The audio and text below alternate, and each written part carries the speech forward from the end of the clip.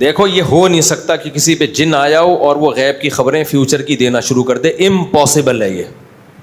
قرآن میں جگہ جگہ کہ جنات کو غیب کا علم نہیں ہوتا. بعض دفعہ ہوتا یہ ہے کہ 100 باتیں کوئی کرتا ہے, ایک اتفاق سے صحیح نکل آتی ہے, تو پھر ہم ساری زندگی اس کو بیان کرتے رہتے ہیں بیٹھ کے. عامل لوگ پتہ ہے کیا کرتے ہیں؟ عامل لوگ یہ کرتے ہیں, اس کو بھی وظیفہ بتایا, اس کو بھی بتایا, اس کو بھی بتایا, اس کو بھی بتایا, اس کو بھی 100 لوگوں کو بتایا, 20 کا ویسے ہی مقدر میں کام ہونا تھا ان کا ہو گیا.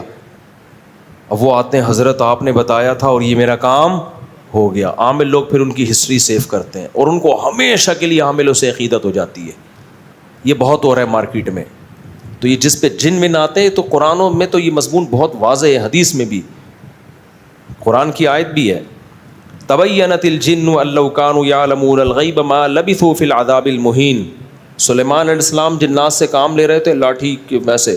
حضرت سلیمان پر موت واقع ہوئی, لیکن پیغمبروں کا جسم خراب نہیں ہوتا, ایسے ہی بیٹھے رہے. جنات لگے رہے ہیں کام میں. جب بہت عرصے کے بعد جو لاٹھی کو دیمک نے کھا کے ختم کیا, حضرت سلیمان کا جسم زمین پہ گرا, تو جنات نے کہا بھائی ان کا تو انتقال بہت پہلے ہو گیا.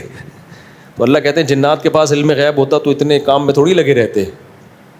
وہ تو کہتے ہیں بھائی ان کا تو انتقال ان کو نہیں پتہ, وہ سمجھ رہے تھے کہ آرام کر رہے ہیں یہ. تو جنات کو کک بھی پتہ نہیں ہوتا. تو آپ کی ممانی کا ایک تکا لگ گیا ہے, ایک سمجھ رہے ہو, تکا لگ گیا. بہت دفعہ ہوا, تو اصل میں بہت دفعہ ایسا اس لیے ہوا کہ وہ ہر وقت پیشگوئیاں ہی کرتی رہتی ہیں. تو پیشگوئیاں اتنی کر دی ہیں, 1000 پیشگوئیاں, تو ان میں 10 بھی صحیح نکلی, تو آپ کو 10 دفعہ ایسا ہوا ہے. تو ان سے پوچھ لیا کرو پھر آپ کی شادی کب ہونے والی ہے اور آپ کی طلاق کب ہونے والی ہے, سب بتا دیا کریں گے.